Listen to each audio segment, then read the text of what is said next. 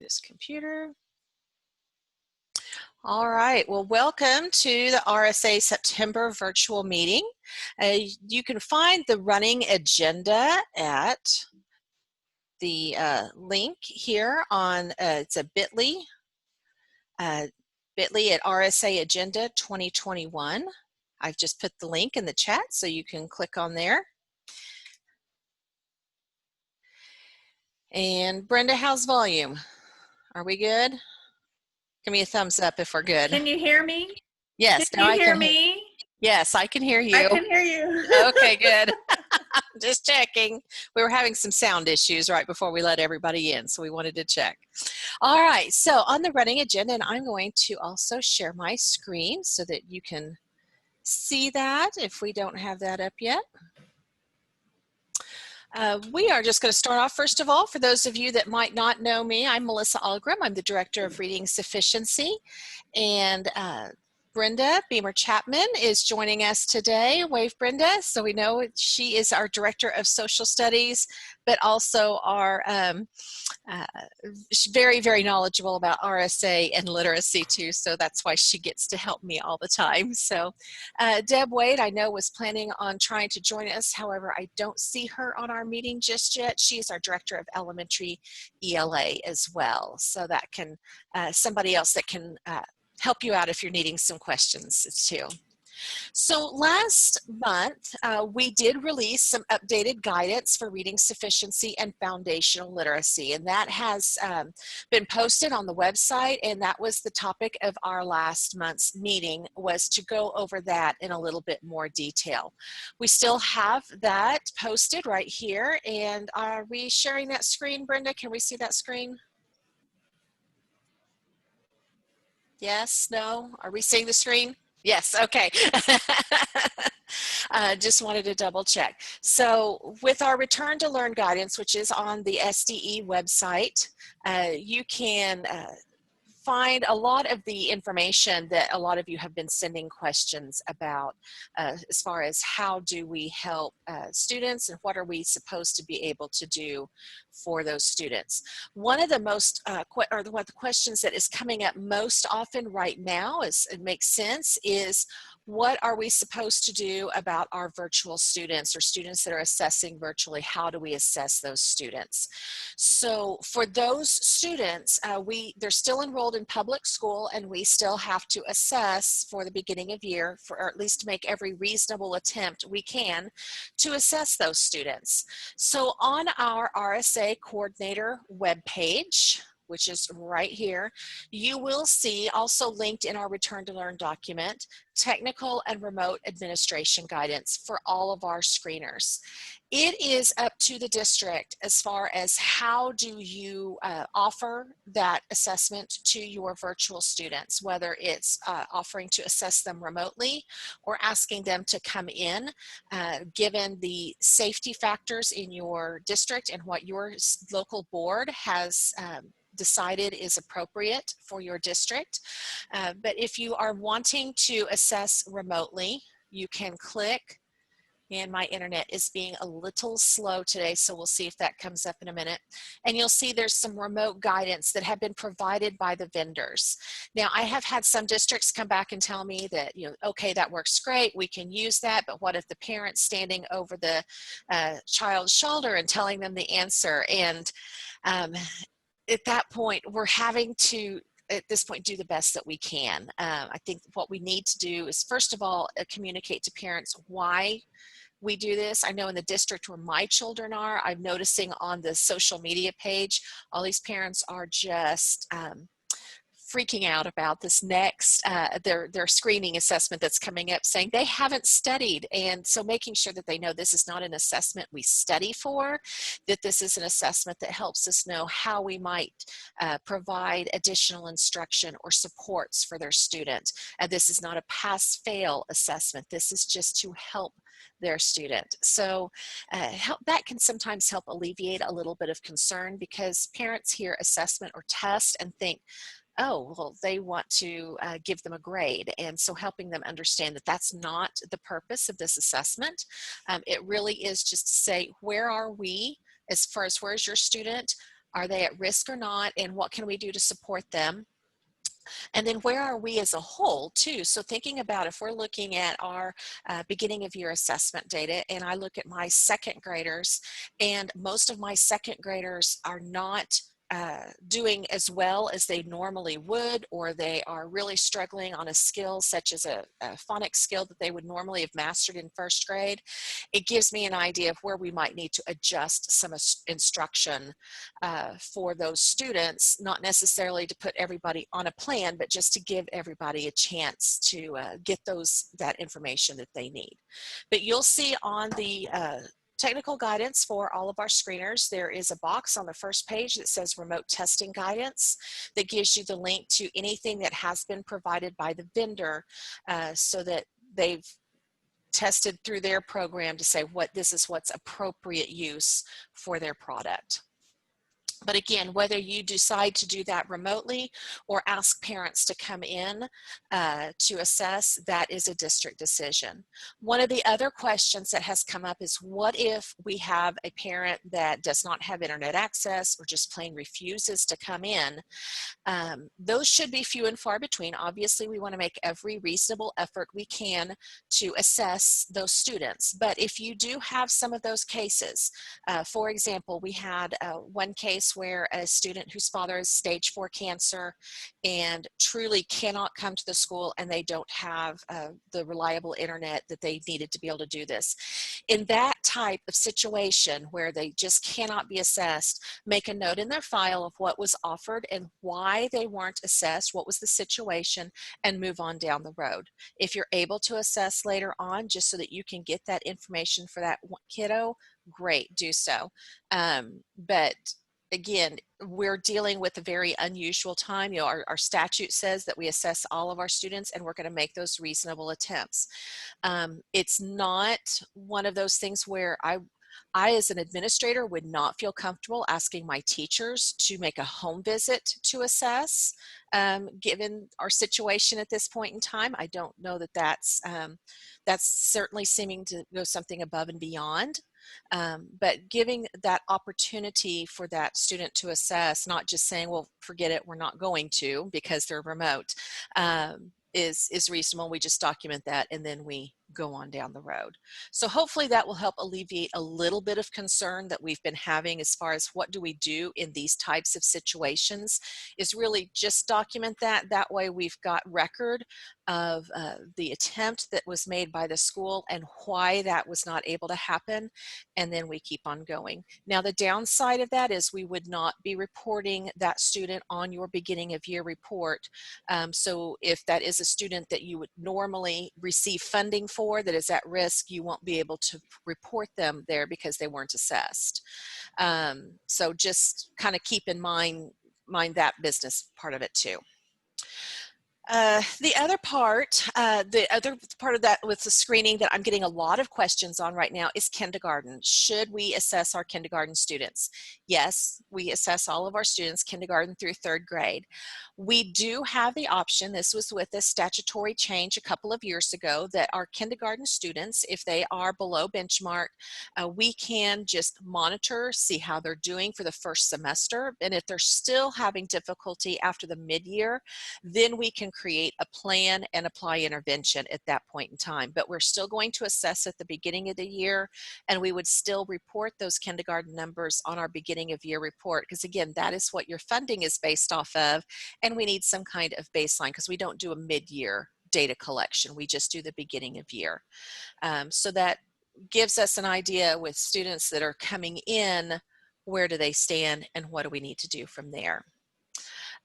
Then the other thing, and close your eyes if you get motion sickness for scrolling, I apologize. I'm going to scroll on down here just a little bit and talk about this Tier 1 recovery. You know that with reading sufficiency, we have a 3-tiered system. Tier 1, which is our core instruction, involves all students. This is our grade level instruction that takes place in the classroom. And then for students that are needing something more, might receive Tier 2 and or Tier 3 intervention, depending on the level of intensity that's needed. For this year, we fully expect to see increased numbers of students that are needing additional instruction beyond Tier 1 because they've just had a 5-month hiatus from school. And that is, it's a lot for some of our kiddos. But we're also trying to figure out how can we still meet the needs of those students while not adding just mounds of paperwork to our teachers. So one solution was to come up with a Tier 1, what we're calling recovery level, just recovery from COVID. This is for those students who normally would not have been below benchmark. They have not had a difficulty in the past academic year.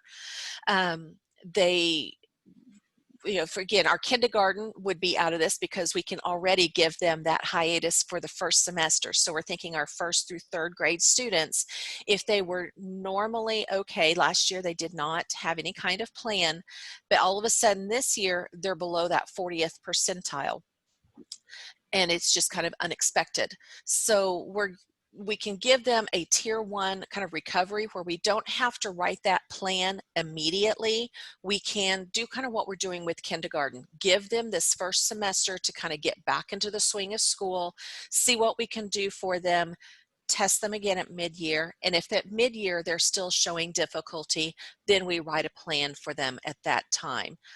Hopefully that would remove some of those students that are kind of just below that benchmark line that we can say, let's just give them some instruction, and at mid-year they're fine. We don't need to write a plan for them. That saves our teachers some paperwork that really wasn't necessary at that time. But it also gives us a time where we're really going to say, there really is something going on here with this kiddo. We don't want to just let them flounder for a year before we do something to help them out. So trying to find a little bit of a balance there. Hi, Classy Nolan. I just saw your beautiful face. So there's this guidance here on Tier 1 recovery. It's on page 12 of the Return to Learn guidance so that you can find that easily. It is a district decision whether you utilize this Tier 1 recovery level or not. If you just say, anybody who's below that grade level target, we're just going to write that plan for and move on. That's perfectly fine. We just wanted to give districts that option to be able to lighten that load a little bit if you felt it was appropriate. Melissa, there Yes, was a question about that. Are the Tier 1 recovery included in the BOY report? Yeah, you'd still include them in your BOY report. You're just not going to have to write a plan for them. Again, that BOY report is where we base your funding numbers from. So we want to make sure we include those students for that funding purposes. And I've had a couple of questions of, well, what do we estimate our funding to be set at this year, because it's a per pupil allocation. Any other year I could probably predict fairly well what that allocation would be. I can to this year because I really have no idea where those numbers are going to come in. I know that last year we had a $12 million allocation that was split between the number of students that were considered at risk on the beginning of year report, and we had a per pupil allocation of about $135, $140 per student, and that's how that's determined. In the years past, we've had allocations of $6.5 million where the per pupil allocation was closer to $76 to $80 per student. With an increased number of students and an $11 million allocation this year, it'll probably be somewhat less, but I'm a little nervous about making a per pupil prediction for that allocation. We are working as quickly as we can to get reading plans reviewed. We have, at this point in time, I believe I said it was 723 plans to review that we're trying to get done by the end of the month is our goal. But we only have 2 sites that we're still waiting on to get going. So we're in a much better place this year than we have been in years past. Usually we're still fighting to get those plans turned in. So thank you very much to those of you who really worked to get those plans turned in on time. That was a huge help for us. So we will get those plans in, and then our beginning of year report just opened about an hour ago. It is now currently available on single sign-on for you to be able to use. There is a tutorial if you have never filled out the beginning of year report.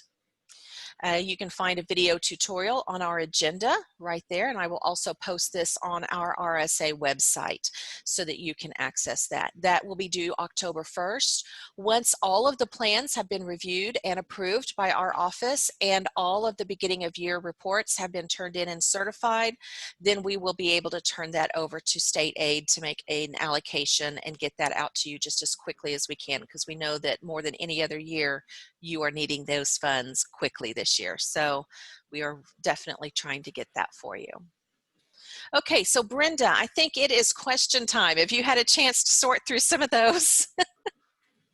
We have quite a few already. I figured we would. So here's a couple. If I have a student that was promoted by exemption to 4th grade and is on an IEP, would I still have to serve that child through RSA in 4th grade, or would the IEP take care of it?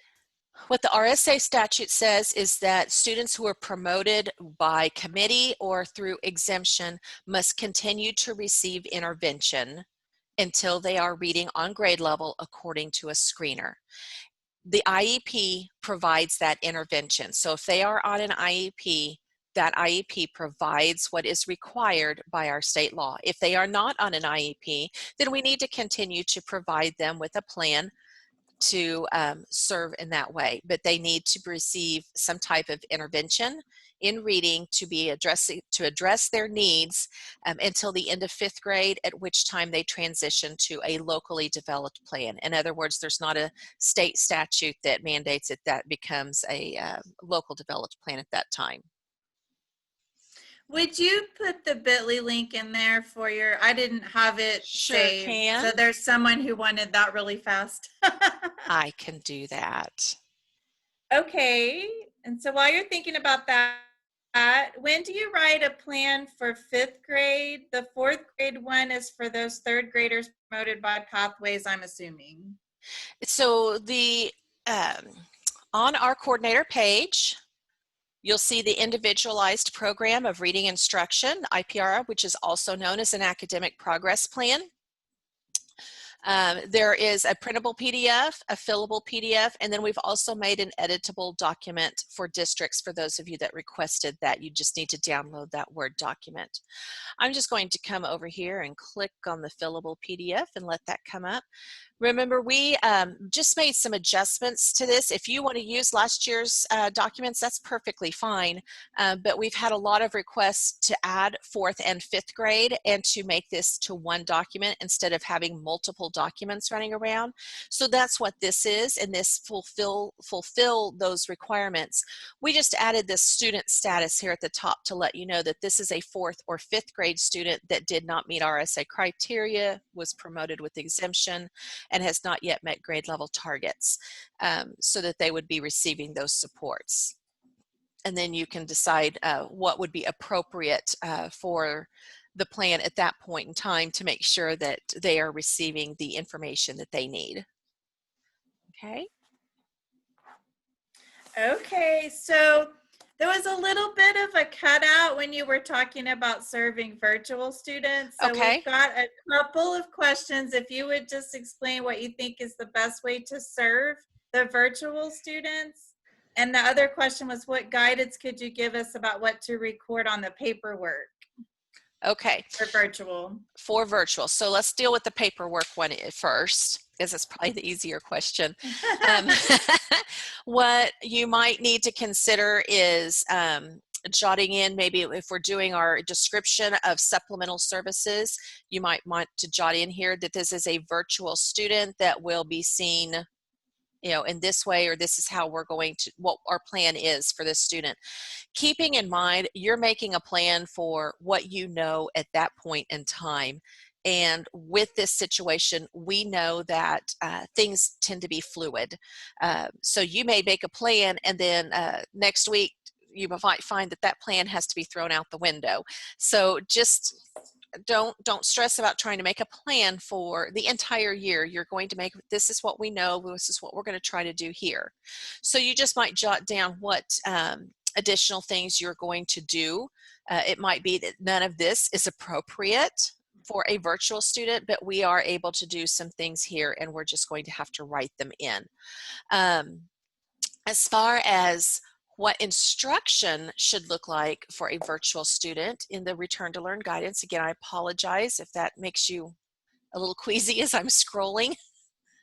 There is, on this, we have some key shifts for that in-person learning over to distance learning, as far as just core instruction, as well as assessment and screen and intervention. Let's talk reality for just a moment. So ideally, in a student that's receiving intervention, especially those that are needing a lot of support, ideally we would be working with them in person for a significant amount of time on a daily basis. We're not living in an ideal situation, especially in a virtual world. What we want to be able to do is provide them some opportunities for instruction, and at the very least practice on the skills that they need to practice on.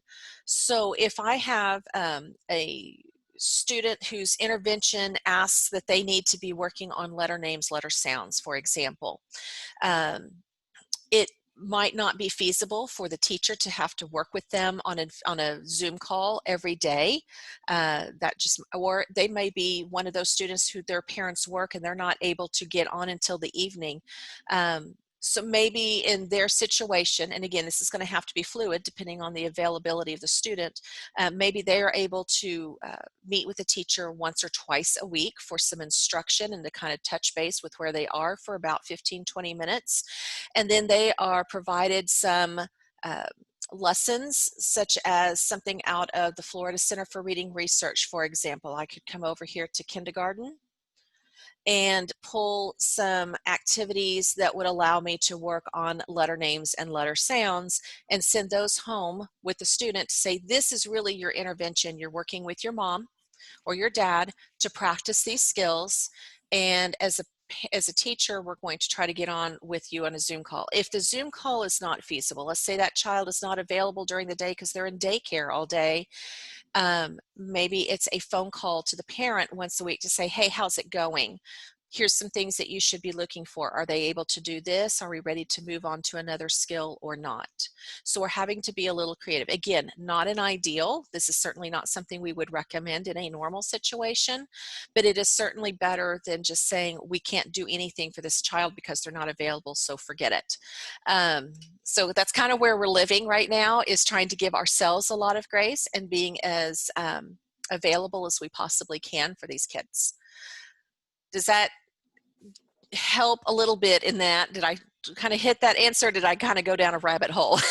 I think so. Okay. All right. All right. Hold on. That's okay. How do we include the virtual student information on the APP? Okay. So you've got a couple of choices. You can either come through here with the virtual student and maybe, like, such as in this area, jot down that this is a virtual student, and then what we're going to be doing with that student at that time, and then just jotting down how we're going to, it might be a 15-minute Zoom once a week, and these routines from the Florida Center or from our curriculum that we've purchased, or something that allows them to practice the skill that they're needing to practice. The other option that you could do is to come out and download the editable document and make a few changes that you would like to see there for recording for your virtual students, if you have a way that you're wanting your teachers to record that, so that you can add a section just for virtual students there. Okay, so we have an exact path Okay. question. So what if the virtual students are on exact path that doesn't have an intervention? So my understanding from listening to all of the information that's come out about Exact Path is that that's meant to be a supplement for core instruction, but it is, you're right, it is not an intervention that really addresses especially foundational reading skills. That is an area where they have said that they're working on because they recognize that that's a weakness that they have. So if you are able to, again, meet with that student virtually, great. Otherwise, it might be just sending home some additional activities with the parents saying after they've done Exact Path, spend about 10-15 minutes on this activity or whatever seems an appropriate time for the activity you're giving them and the age of the student, to supplement what they're needing, because they're needing a little bit more than what Exact Path is providing, just as if any other curriculum, whether you're using Journeys or Wonders or anything else in your classroom, you have to provide a little bit more. Same thing going to happen with Exact Path. It just might not be able to be online or virtual. It might be the good old-fashioned, hey, swing by the school next week, we've got some things to give you. So Okay, so there's a couple of questions about how do you fill out the top of page 3 when maybe the interventions are changing if they're virtual and back and forth.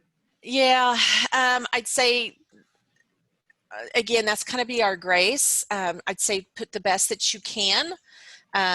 It is certainly not feasible to ask teachers to go in and make changes to this every other week. We want them teaching, not filling out paperwork. So fill it out for what we can. Maybe if we know that it might be an on-again, off-again situation, say here's our plan if we're in class, or here's our plan for virtual. It might just be here's our plan for the here and now, and we'll just do the best that we can as we move forward. So Okay, there's a couple more general questions and then there's some specific ones. So okay, one general, and I think I know the answer, but I'll let you say it. Can we start interventions with kindergarten? you sure can. The permission to wait is that permission, but that's kind of your baseline. Districts can always go above and beyond that baseline that's defined in statute. So on the 3rd grade promotion retention report where it says the OSTP, are they going to put 0 because no one took the test? Okay, so remember back in this last spring, and you'll find those running documents and that guidance for 3rd grade promotion and retention that we did this last spring. Everyone still had to decide how those students were being promoted or retained, even though we did not take the state test. And so let's see, let me get that opened up real quick, because we did have a decision tree right here. So without those scores, the first thing you would go back and figure out is, did that student meet the grade level target for the end of your 3rd grade for the screener? If they did, then you promoted them through the through the pathway 2, through the screener. If they did not meet that target for the screener, did they qualify for one of the exemptions? If so, you'll indicate which exemption they qualified for. If they didn't meet any of that criteria, then did you decide to promote them with your team? If so, they were a student reading proficiency team or SRPT promotion, they're promoted with probation. If you decided there was not a unanimous decision to promote, then that student was retained, and you'd indicate that on your report. So that's one of the reasons that 3rd grade promotion retention report has been delayed in opening, is because OMES had to do some pretty massive programming changes. It will have, and it should be open here in the next probably week or two. By middle of September is what they have told me is feasible, and that gives us a 6-week window to fill this in by October 31st. But it will have listed your students that were in 3rd grade last year, and you will just beside each one of those, were they promoted or retained, and if they were promoted, what was the method that you promoted them with. It will also have a column that says did not assess.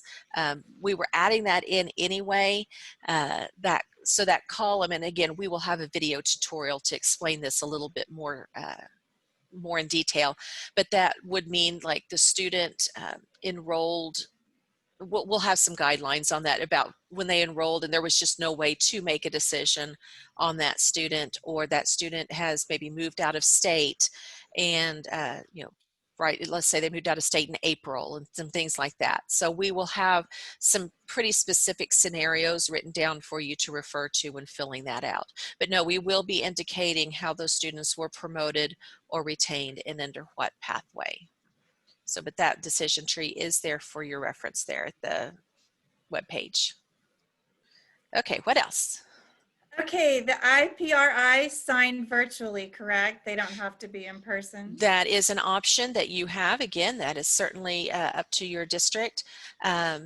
At the very bottom of this, we have put a place, and somebody asked me to add a second spot here, and I'll try to get that done quickly, but just that we can indicate, yes, the conference was held virtually, and that maybe the teacher that's filling this out or whoever has led that and filling this out is attesting that everybody that they filled their names in and everybody here was present for the conference and agreed on what was there. So, and I need to also make just a quick thing because I had somebody remind me, and I'm so glad they did. The principal is not required to be at these meetings, so there's a place for the principal's signature if they would like to. The principal does have to agree to any decisions to promote, however. They don't have to agree on the decision to retain, but they have to agree on the decision to promote. So this is a place for that principal signature of that has been reviewed, but the principal does not have to be at every single one of these meetings, because some of you, that would be an awful lot of meetings to attend, and I would not want to do that to you. So. All right, what else, Brent? I do see one over the chat about STAR, and we get this a lot. STAR Early Learning is the umbrella term that includes both early literacy and STAR reading. I don't know why they decided to use a very similar phrase for their umbrella term in one part of it, but the STAR Early Literacy is the K-1 assessment, usually K-1. STAR Reading is the one that they transition to once they are able to read connected text. They do have some very specific guidance to help districts know when to transition from STAR Early Literacy to STAR Reading. It is behind a paywall, so I can't pull it up, but it's for current customers. They have these guidelines to help make decisions about when you transition from that early literacy to STAR Reading, but we use the term STAR Early Learning to include both assessments. With STAR, because they have that, and this is unique to STAR, so I'm just going to mention this while I'm here, we have provided the grade level targets for both early literacy and STAR Reading through 3rd grade. But the only way that they can meet the requirement for promotion with the screener is by meeting the grade level target on STAR Reading. Thinking about that transition requirement from STAR Early Literacy to STAR Reading means that they have to start moving to reading connected text and getting past some of those very, very basic foundational skills. And if they're still on some of those skills, usually by middle of 2nd grade to 3rd grade, that's a red flag in and of itself if they're still on this early literacy assessment at these upper grades. So if that's the case, you might even consider why they are not able to make that transition to STAR Reading, and consider that there may be something that may need to be addressed. But as far as saying that they are meeting the grade level proficiency for purposes of promotion, it's the 392 on the STAR Reading, not the 857 on the STAR Early Literacy. Okay. All right, Miss Brenda, what else? Are distance learners included in the BOY report? Yes. And what about those we aren't able to screen? So the ones that we're not able to screen, you're just not going to be able to put those on there. You're going to make a note in their file. But that should be very few and far between. We need to make every reasonable effort to assess those students that are learning virtually. So I'm going to pull this up just real quick for our single sign-on. Remember that the beginning of year report is found under the Reading Sufficiency Act survey, and we'll click in there. Okay, and again, we have a welcome page that helps us know that this is where our 7 approved screeners are. We'll click on the beginning of year tab. Okay, and a couple of things that you'll notice, I did put a reminder here. All students are reported in this count, including students attending in person and virtually. One of the other questions that has come up is what about if we're using a different assessment in brick and mortar school than we are using for our virtual learners? I do have a few districts that are doing that. Let's say they're using something like Acadience in their brick and mortar, but they've decided to offer STAR, which is has a more online access for their virtual students. If that's the case, there really wasn't a way to build this report and get it out on time to have both options. And I don't know that this is something that the majority of our districts are doing. So if I were doing this, I would report what I'm doing in my brick and mortar school. So let's say I serve kindergarten through 3rd grade, and I am doing Acadience for all of those students, then I can just do it that way. If it is something that I am doing for just my virtual students that's different, send me an email please and just let me know. Just put in the subject line that this is for a different virtual assessment. Let me know, for our virtual students we're using the STAR assessment, or we're using iStation for our virtual students only, which is different. And I'll keep track of that in a spreadsheet. I think that is probably the most efficient way we're going to get that information. But if you will just record here what you're using for your brick and mortar. Again, just remember a couple of reminders we have on here. If it says no assessment required, that means that that grade level is not at your site. So if your building is 1st through 3rd grade, then you'd put no assessment required for kindergarten, and then put your assessments for 1st through 3rd grade that you're using. I've had a couple where in a district, one building is K through 1 and another one is 2 through 3, and they try to put all of the information on both sites so they can fill everything in. And what that translates to is you would be actually receiving double the funding that you should be receiving. So only report on the students that are at your site, because the other sites also reporting their own their own numbers as well. So that gives you a way to let us know, hey, we don't have this grade level here, so it should be zeros down here, and that's perfectly fine. So, okay, what else, Brenda? If we have a 5th grader who's moved in with no records because they don't have this law in their state, no 3rd grade records, what should we do? So if you have a 4th or a 5th grader student that moves in that they were from out of state, or maybe they were at an accredited private school last year, any of those things, you would just enroll them as you would enroll a student in any other grade. If they were homeschooled last year, you would treat them as if they were a student in any other, as they would in any other grade. So if your district policy is to give a placement test for students that have been homeschooled and place them accordingly, that's what you would do in this case. RSA does not really apply to them because they weren't here for that. So you just place them like you would. So if I've got a new 4th grader, they come from Missouri, I'm going to put them in 4th grade and we're going to move on down the road. So.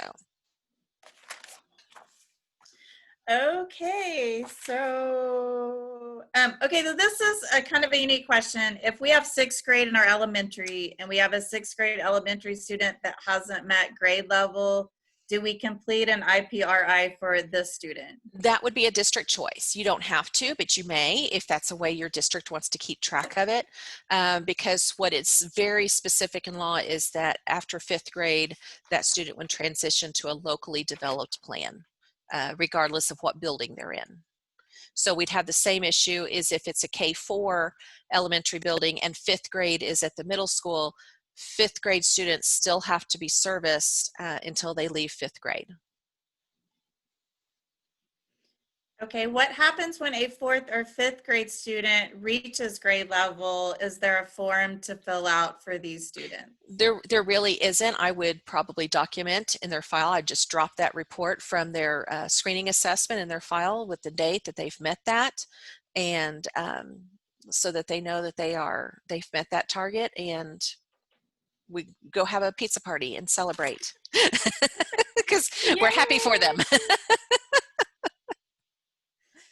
Okay, so here's a question, and we might need a clarification, but expectations of 4th and 5th grade, the IRPI box and promotion to 4th, are there any new guidelines that have changed for 4th and 5th grade? There really isn't. Okay. I mean, unless there's something specific somebody's wanting. If that's the case, either drop it in the chat or send me an email and we'll figure it out. But I can't think of anything off the top of my head.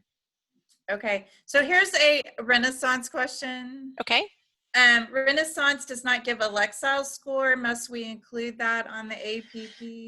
We do need to have that on the APP because it's been specified as a conjoint measurement model in statute. There is a place on there, and somebody has found it. I need to figure out where that. I'll call the contact at Renaissance and I'll put the directions on the technical guidance of where to find the Lexile score. Apparently, it's not easy to find, but it is there. But like I said, Kristen says it's in the site settings. Site settings, okay. You have to click Lexile and it's in the Dropbox. Thank you, Kristen. We appreciate that. So we will, I can always trust Kristen to find some answers, but we'll also try to add that to the technical guidance so that we have that for you to find. I'll just ask them to send me some screenshots. Okay, one more Renaissance Star question. Do we use the 40% or higher on the Renaissance Star assessments or the SignOn score as determined for the APP? Okay, so it's the grade level target has been set at the 40th percentile for all of our screeners, and that's what allows us. I apologize. My internet just blinked out. Yeah, whatever you just said, say that again. I'm glad it came back on. So we've set the 40th percentile as the grade level target for all screeners. That allows us to have consistency across the state so that regardless of what whatever we're using or what district we're in, we still have that same grade level target. And since we have funding attached to that number as well as promotion retention decisions, we really did need to define what that would be so that, again, we have that consistency. I'm also still getting an internet is unstable, so I'm just going to warn you just in case I blink out again. That's why. Okay, confirming that we don't write IPRIs on 4th and 5th graders that were promoted by good cause or SRPT. They just scored low on the screener at the beginning of 4th. Okay, say that question one more time. Confirming that we don't write IPRIs on 4th and 5th graders that weren't promoted by good cause or SRPT. Okay, so you've got a 4th grade student who you're assessing, but they've been promoted either through the screener or they met criteria on the state test. Is that correct? Is that what the? Yeah. Well, okay. It's just saying we don't write that if they weren't promoted by those, they just scored low on the screener. That would be, there's no legal requirement for the state. That would be a district decision. In our SIS, our virtual students are listed under one of our elementaries. Do we fill out the report with all the virtual students under that one site or their homeschool site? When you report on those students, you're going to be reporting on them according to where they are in your SIS. So if on your SIS they are in school A, then on school A for their beginning of year report, you'll put them underneath school A. If you want to fill them out as if you have a virtual school administrator that's wanting to kind of keep track of that, that's fine. But most of your virtual schools do not have a separate site code. And that's how those are in with single sign-on, is according to your site code from the accreditation office. So if you want to handle that with maybe a virtual administrator dealing with making sure that interventions are taking place or plans are being written, that type of thing, that's perfectly fine. But for reporting purposes, they will have to be reported under the school where they're registered under your SIS.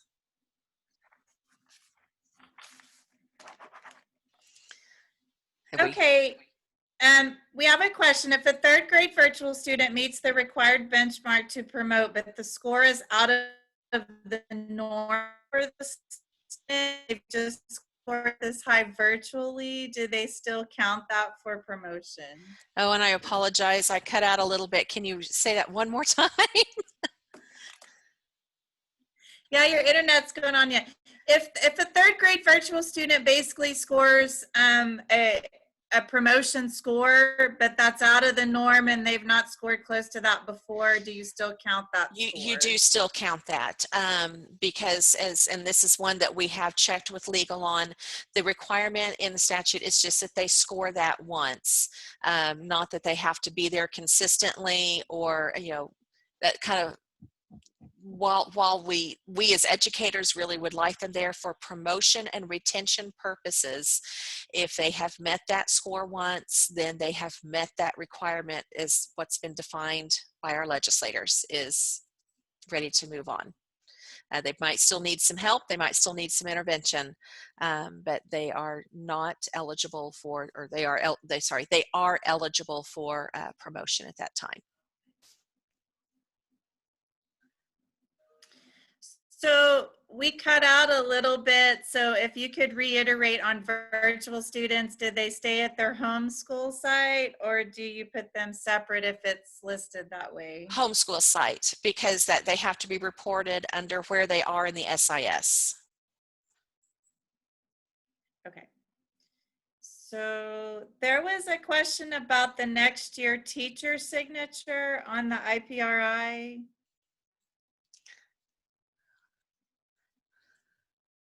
Like what is that supposed to be? Well, that's what's defined in statute, a requirement that is for those students that are developing that for those grade levels. They have to have the next year's teacher on that to kind of go through the plan and make sure that's going to get them ready. Okay. Just verification that they could mail an APP and copy of assessment if they're unable to get it any other way. Sure. I know in COVID, that's probably not the best, but if that's the only way you can do it. Sure thing. And no, it doesn't have to be certified. Again, a district decision there. That's not a realistic ask there. That would definitely be an incursion of funds. So NWEA comparative data is national, whereas the technical guidance from Oklahoma is specific. I think they were just asking if they were correct in that. Everything that's on our website, I received directly from the vendors. So that's not numbers that we made up. Basically what I said is I want the numbers for the 40th, the 25th, and the 10th percentile. That gives us kind of an idea of where we are, so that we have an idea of how to help with those students, but that's based off of their research. So anything else? Yeah, hold on just a second. Let me go backwards. Okay, it says the STAR early literacy does not contain a Lexile measure. I can get that information from STAR reading, but not the early literacy. Okay. I've been in touch with Renaissance, but have not received confirmation suggestions. So usually if a student is still in early literacy, they are not yet reading connected text. They're not reading longer phrases of text. And if that's the case, usually their Lexile is BR for beginning reader. So I would generally, if they're in early literacy, if they are not able to get to that STAR reading, then their Lexile level is going to be BR, probably by default. Okay, does the next year teacher apply for 5th grade? No, it's a K through 3 thing. Okay, because the question was, what if that teacher's not in the same building? Yeah. There was one kind of specific question from a new reading specialist. She wanted to know from single sign-on, was there a way for her to find out the kids on an APP? There is not anything in single sign-on of who is in there or not. So like, for example, when I was at the district level with multiple sites, we had reading coaches or a lead teacher at every building, and they would gather that list at the building level and just turn in the numbers to me to help report out. You know, for some of our smaller districts, sometimes there's just a running list that's kept by the person who's in charge. But there's not anything there on single sign-on or or the wave or anything like that that lets us know. We've had those conversations, and that's something that I know a lot of us would like to see. It's just not something that we've been able to make happen just yet. Okay. Okay, I think in between letting people back in the meeting and looking at the chat box, I'm hoping I got all the questions. Well, and Brenda, when I got cut out, that my chat, chat history disappeared. So if you could save that chat box for me, and we'll collaborate and kind of double check to see if there's anything else. So we've only got a few minutes left. I want to come back to, let's see, am I sharing my screen? I can't tell if I am or not. Let me share that real quick. Okay, so back over here on our running agenda, just to kind of keep in mind, we will keep this kind of running throughout the year with the most recent on top, but we're trying to put all of our links here to make it a little easier to find. So we've talked about all of this information with our reports that are due and any video tutorials. We will have a video tutorial once this is available for the third grade promotion report, because we want to try to get alleviate any of those questions as we can. Whenever we have some more resources that we know about, we also want to make sure that you're aware of those. There is a webinar that just came out called Using Virtual Tools to Support Foundational Skills that might be very helpful for you. This was done by the Patton Group out of Pennsylvania with Dr. Pam Kastner and Erin Amy and Megan Howard. I guess just a 1 hour quick presentation where they have utilized several virtual tools that you might find helpful if you are trying to address early reading skills. We talked about this last month as well. The University of Florida Literacy Institute has a virtual teaching hub, and they did a 6-part webinar series about teaching reading online, using tech tools, and even coming down to spotlights on K through 2 or on intermediate grades 3 through 5. This was around how to utilize their virtual teaching hub tools, which you can find right here as well, with different instructional activities and even lesson structures and templates that, again, can be really helpful, not only just for your virtual students, but even to be able to utilize in the classroom. Just even to help with students to be able to use your virtual tools in the classroom, as well as if you find that you suddenly have to shift to virtual instruction, that students are already familiar with these tools and ready to keep on moving. Another great resource for some free online resources that are available right now is from Really Great Reading, some different home connections. This could also be some things to consider for that distributed practice or intervention when the teacher is not able to meet with the student. These are some things that could be used, is to say, let's hop on here and use some of these with the parent and show the parent quickly how to use that, and this would be a way to address some of those intervention needs without having to necessarily create a lot of things. And then again, we mentioned earlier the Florida Center for Reading Research. If they don't have those virtual capabilities, they don't have the technology at home for the online, these are some great activities to be able to use and to print out for them. Again, you've got the cost of the printing, but you could do things like phoneme dominoes for students that are needing to work on phonemic awareness. What's nice about these activities is it gives us a quick very specific structure, some directions that they need to follow, and then it gives the black line masters that needs to be done. And this could just be sent home like this and say, this is a great fine motor practice for your little one, is to practice cutting these out for them to use. So some of these require quite a few black line masters for the activities, and some of them just 1 or 2, and some of them are completely oral. It just depends on the activity you're needing. And then finally, we put a link on there about virtual family engagement. Again, this is just kind of a helpful tool of, what have others done. Again, this is Patton. Patton just did a huge literacy conference not too long ago and just made all of their webinars available for free to anyone across the nation, and they have a great resource there. So we were happy to borrow what they are offering. So this is another one if you're trying to figure out how to get those families engaged that are virtual, that aren't able to come to the school. There's some ideas in here that might be helpful for you.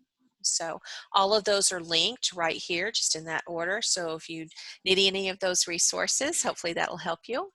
And Brenda, was there any last minute burning question that came up that we need to address before we sign off? Where do you find the previously recorded meetings? Okay, so if we go back to our RSA coordinator and teacher webpage, I've got it right here at the top just to make it as easy to find as possible.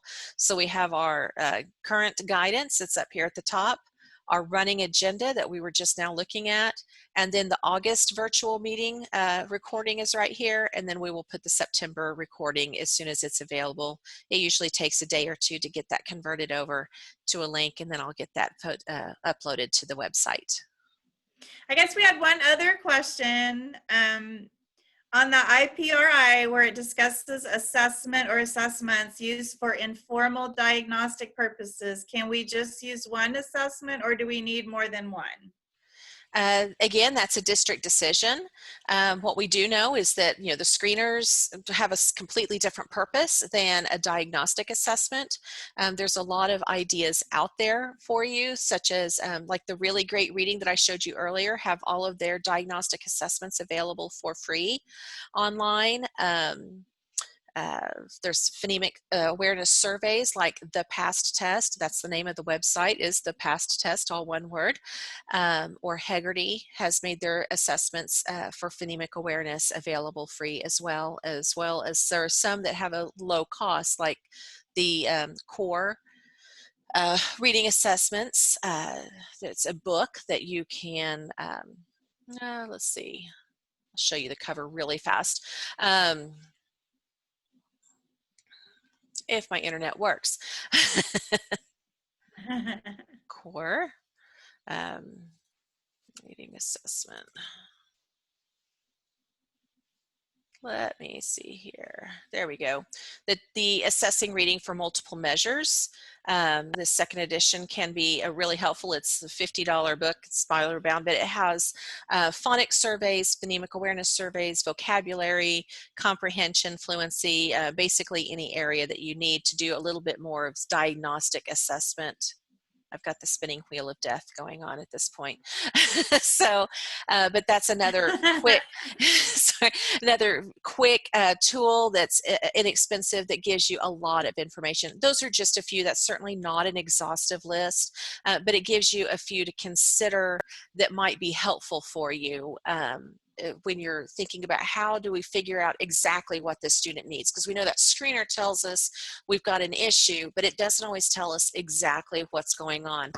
Even some of our screeners do give us a really pretty report, but it doesn't, it's sometimes only based off of one or two questions, whereas this might give us a more accurate way of really figuring out what a student might need and where we need to address their intervention. But no, you don't have to have a ton of them there. It really is just based on what your district has decided to use. Okay, well, I see right now it is 3 o'clock. Is there anything else? We've got Melissa cutting out a little bit again. Okay, I think we better cut our losses. And I think really quick, if I missed your question, if you would throw it in the chat. You can unmute and ask her and we'll try. Or we'll at least have it in the chat box where we can email. Thank you guys. Thank you guys. I apologize for the technical issues today, but we'll keep plugging through. So. Yeah, I had to move rooms twice to try to get better internet today. Oh, this is crazy. So. Once again, if we missed your question, if you throw it in the chat box, or you can unmute, and we'll hopefully, as people log off, maybe Melissa will not have a drag on her internet.